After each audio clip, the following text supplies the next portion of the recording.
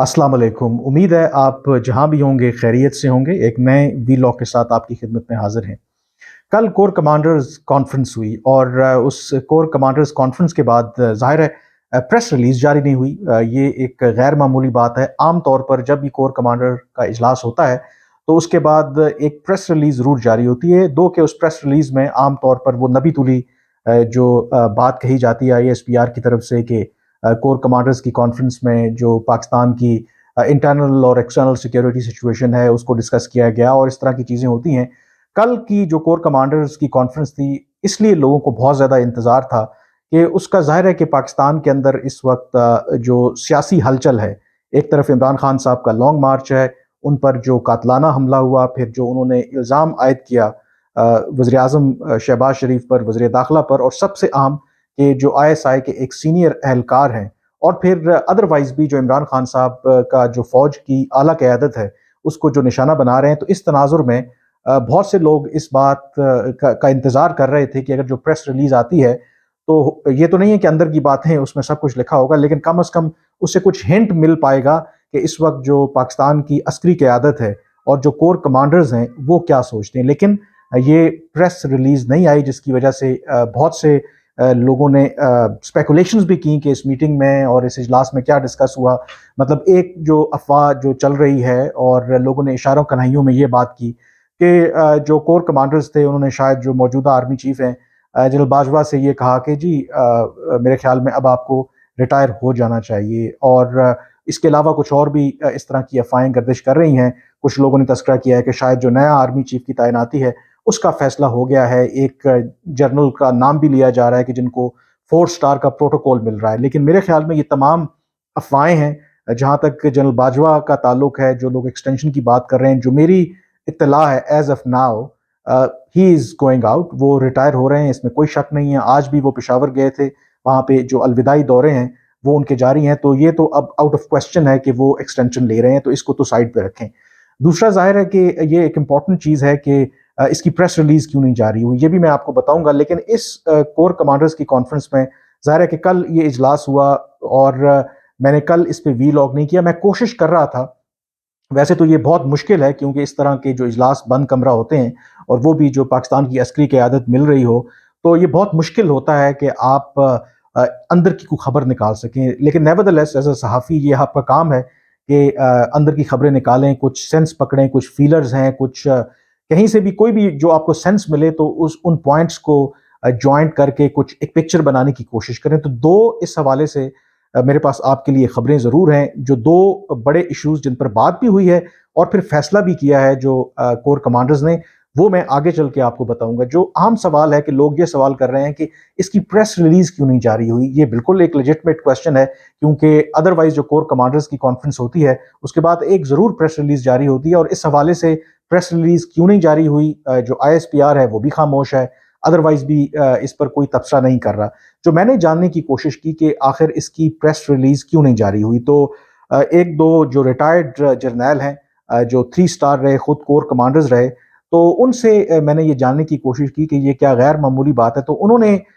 जो मुझे पॉसिबल उसकी रीजंस बताई वो ये हैं कि आम तौर पर माजी में उन्होंने कहा कि ये ऐसा होता रहा है कि अगर जब कोर कमांडर्स मिलते हैं तो सम टाइम एजेंडा एक ऐसा हो जो प्योरली इंटरनल, जो आर्मी के डिसिप्लिन से हो, कोई पॉलिसी गाइडलाइन हो, इस तरह का जो कोई डिसीजन अगर उन्होंने लेना हो या इस पर डिस्कशन करनी हो, तो फिर आमतौर पर प्रेस रिलीज नहीं आती। तो ये ऐन मुमकिन है कि इस मीटिंग में कोई इस तरह का बड़ा पॉलिसी डिसीजन लिया गया हो, या जो फ्यूचर की जो आइंदा आने वाली जो कमान है, क्योंकि जब बाजवा साहब चले जाएंगे तो जाहिर है कि फिर बड़ी रद्दोबदल होगी, तो उनके लिए कोई डायरेक्शन भी हो सकती है। तो ये भी वजह है। तो दो मिसालें भी उन्होंने दी कि माजी में कब जब कोर कमांडर का इजलास हुआ और उसके बाद प्रेस रिलीज जारी नहीं, तो दो उन्होंने वाकयात मुझे बताए। एक, जब आर्मी चीफ थे वहीद काकड़, जनरल वहीद काकड़ जब आर्मी चीफ थे, तो उस वक्त की वज़ीर आज़म बेनज़ीर भुट्टो ने उन्हें एक ख़त लिखा जिसमें उन्होंने हवाला दिया उस एफिडेविट का जो ISI के साबिक सरबराह थे जनरल असद दुरानी। और वो जो एफिडेविट था वो वही जो फेमस असगर वाला केस है जिसमें ये इल्ज़ाम था कि ISI ने सियासतदानों में, जिसमें नवाज शरीफ का भी नाम था, उनमें पैसे बांटे हैं, और उन्होंने उस वक्त के जो आर्मी चीफ थे असलम बेग, उनके कहने पर یہ پیسے بانٹے۔ تو بے نظیر نے جو وزیر اعظم تھیں، انہوں نے اس وقت کے آرمی چیف وحید کاکڑ کو یہ خط لکھا اور ان سے کہا کہ اب جب ایفیڈیوٹ آ گیا ہے تو آپ جو سابقہ آرمی چیف ہیں جنرل اسلم بیگ، ان کے خلاف کارروائی کریں۔ اب جو وحید کاکڑ ہیں اس معاملے کو کور کمانڈر کے اجلاس میں لے کر کے گئے، وہاں پر اس پر سیر حاصل گفتگو ہوئی اور تمام کور کمانڈرز نے اس بات پہ اتفاق کیا کہ ٹھیک ہے، اگر جو موجودہ حکومت ہے ان کے خلاف کارروائی کرنا چاہتی ہے اور کارروائی ان کے خلاف ہونی چاہیے، اگر ان کے خلاف ثبوت ہیں تو بالکل ہونی چاہیے، لیکن انہوں نے ساتھ یہ کہا کہ صرف جو پیسے دینے والے ہیں ان کو کٹہرے میں نہ لایا جائے، جنہوں نے پیسے لیے ہیں ان کو بھی کٹہرے میں لایا جائے۔ اب وہ جو اجلاس ہوا تھا، اس اجلاس کی جو بھی کارروائی ہے اس کی پریس ریلیز جاری نہیں کی گئی تھی، بلکہ خاموشی کے ساتھ اس وقت کی جو وزیر اعظم تھیں اور اس وقت کی حکومت تھیں، ان کو جو کور کمانڈر کا فیصلہ تھا اس سے آگاہ کر دیا گیا تھا۔ دوسرا جب کور کمانڈر کا اجلاس ہوا جس کے بعد کوئی پریس ریلیز جاری نہیں ہوئی، تو وہ دور تھا جب جنرل جہانگیر کرامت جو ہیں وہ آرمی چیف تھے، اور اس میٹنگ میں جو مجھے کچھ ریٹائرڈ جرنیلوں نے بتایا، یہ فیصلہ ہوا تھا کہ جو اس وقت نواز شریف کی حکومت تھی تو فوج کے اندر یہ ایک بے چینی پائی جاتی تھی کہ بہت سے جو نیشنل سیکیورٹی کے معاملات ہیں، جو دفاعی امور کے معاملات ہیں، اس میں جو سویلین حکومت ہے وہ اعتماد میں نہیں لے رہی جو ملٹری اسٹیبلشمنٹ ہے۔ تو اس بنیاد پر یہ فیصلہ لیا گیا کہ جو آرمی چیف ہیں جنرل جو جہانگیر کرامت ہیں، ان کے وہ اس حوالے سے ایک پالیسی بیان دیں کہ ایک نیشنل سیکیورٹی کونسل ہونی چاہیے جس میں جو عسکری قیادت ہے وہ بھی موجود ہو، اور جو سویلین قیادت ہے ان کے ساتھ بیٹھ کر جو اہم قومی سلامتی کے اور جو دفاعی اور نیشنل سیکیورٹی کے معاملات ہیں اس پر مل کر فیصلہ کیا جائے۔ لیکن وہ جب انہوں نے بیان دیا تو اس کے بعد آپ کو یاد ہے کہ جو اس وقت کے وزیر اعظم تھے وہ ان سے ناراض ہوئے، دو کہ انہوں نے استعفیٰ دیا، لیکن کہا یہی جاتا ہے کہ ان سے استعفیٰ لے لیا گیا۔ اب وہ بھی جو کور کمانڈر کے اجلاس میں فیصلہ ہوا تھا کہ نیشنل سیکیورٹی کونسل کا جو پروپوزل ہے اس کی پریس ریلیز کبھی جاری نہیں ہوئی، حالانکہ وہ کور کمانڈرز کا فیصلہ تھا۔ اب آتے ہیں جو کل کی کور کمانڈر کا جو اجلاس ہوا ہے، اب اس بھی کے اندر بھی اگر جو ماضی کی اگزامپل کو دیکھتے ہوئے دیکھیں تو اس میں جو انٹرنل جو ملٹری کے جو معاملات ہیں ڈیفینیٹلی کہا جا رہا ہے کہ اس پر بات ہوئی ہے، اور خاص کر کے اس تناظر میں کہ جب عمران خان صاحب الزام عائد کر رہے ہیں آئی ایس آئی کے ایک سینئر اہلکار کے جو آف کورس 2 اسٹار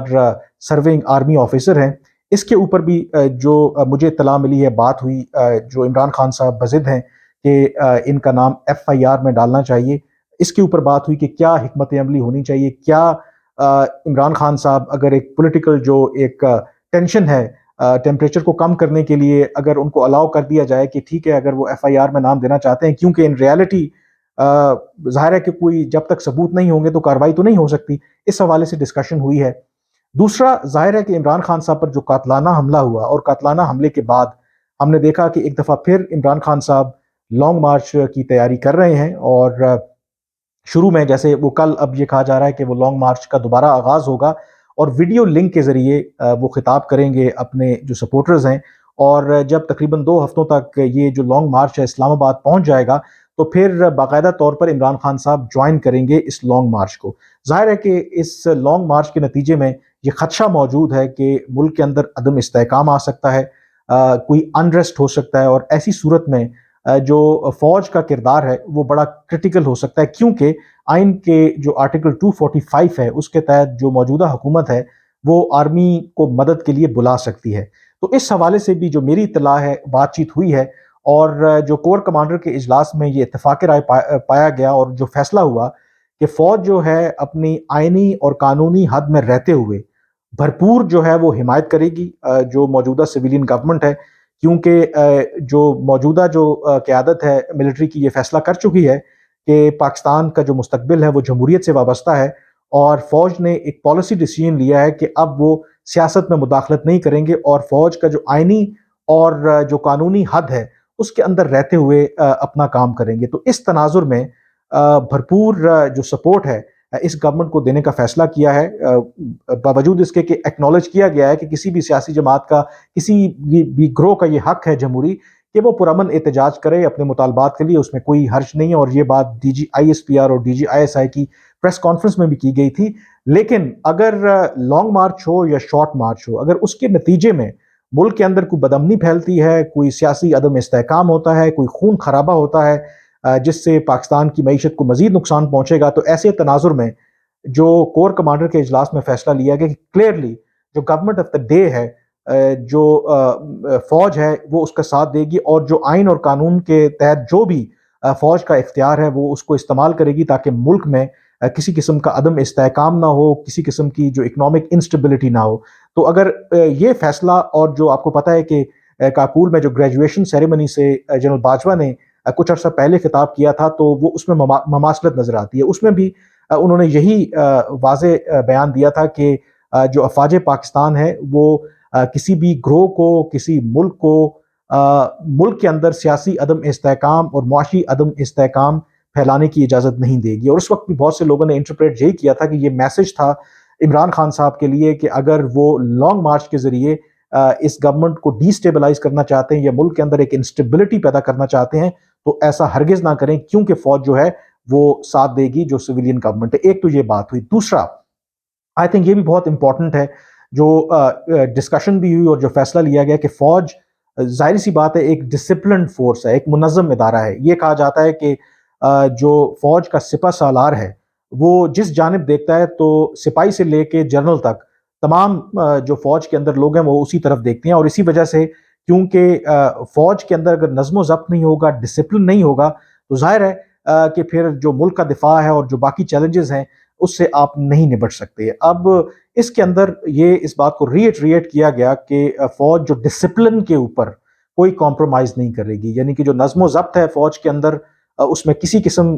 کی بھی گنجائش نہیں ہے کہ اس کو کوئی وائلیٹ کرے، اور جو فوج نے اصولی طور پر اور جو اس کی اعلیٰ قیادت نے فیصلہ لیا ہے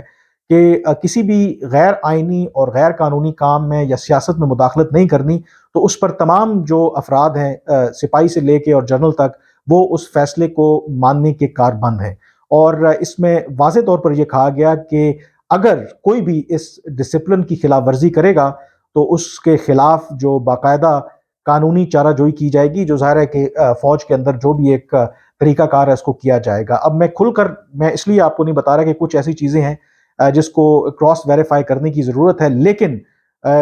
میرے جو ذرائع بتا رہے ہیں کہ اس کا مقصد جو یہ تھا کہ جن کو میسج کنوے کرنا تھا آرمی کے اندر نظم و ضبط کے حوالے سے، ڈسپلن کے حوالے سے، وہ میسج دو ٹوک الفاظ میں ان کو کنوے کر دیا گیا ہے۔ یہی وہ بنیادی میرے خیال میں ریزن تھی جس کی وجہ سے اس چیز کے اوپر ایمفیسائز کیا گیا ہے۔ اب یہ جو فیصلے لیے گئے ہیں ڈیفینیٹلی یہ نہ تو آئی ایس پی آر نہ کوئی اور جو بند کمروں میں اس طرح کی باتیں ہوتی ہیں اس کے بارے میں اظہار خیال کریں گے۔ اس کے لیے ہمیں انتظار کرنا پڑے گا کہ آئندہ آنے والے دنوں میں آپ دیکھیں گے کہ جب کچھ چیزیں انفولڈ ہوں گی تو اس سے آپ کو کلیئر کٹ اندازہ ہوگا کہ یہ جو کور کمانڈر کا اجلاس ہوا اس میں جو فیصلے لیے گئے اس کے جو لانگ مارچ ہے اس پر اور جو پاکستان کی سیاست ہے اس پر دور رس اثرات مرتب ہوں گے۔ دوسرا جو اسپیکولیشن ہو رہی ہے کہ شاید نئے آرمی چیف کی تعیناتی بالکل قریب ہے یا کسی ایک شخص کو چن لیا گیا ہے کہ یہ آرمی چیف ہوگا، جو میری ابھی تک اطلاع ہے لگتا یہ ہے کہ جو بھی فیصلہ کس کو آرمی چیف بنانا ہے نہیں بنانا یہ تو لاسٹ منٹ تک شاید نہیں پتہ چلے گا، اور وہ فیصلہ وزیر اعظم نے جو بھی جس سے مشاورت کر کے کرنا ہے۔ لیکن ابھی جو انڈیکیشن مل رہی ہے کہ شاید جو پہلے خیال تھا کہ وقت سے پہلے آرمی چیف کی تعیناتی کا اعلان کر دیا جائے وہ شاید اب نہیں ہوگا۔ ماضی کی طرح بالکل شاید 48 گھنٹے پہلے، 36 گھنٹے پہلے، 24 گھنٹے پہلے شاید نئے آرمی چیف کی تقرری کا اعلان کیا جائے، اور اس کی سب سے بڑی وجہ یہ ہے کہ ملک میں جو اس وقت ایک آپ کہہ سکتے ہیں کہ سیاسی کشیدگی چل رہی ہے، تو ایسی صورت میں شاید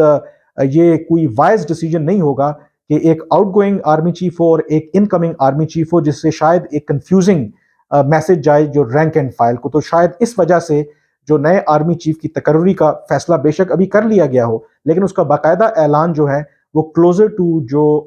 ریٹائرمنٹ ڈیٹ ہے جنرل باجوہ کی اسی وقت کیا جائے گا۔ آج کے وی لاگ سے اتنا ہی، مجھے اب اجازت دیجیے، اللہ حافظ۔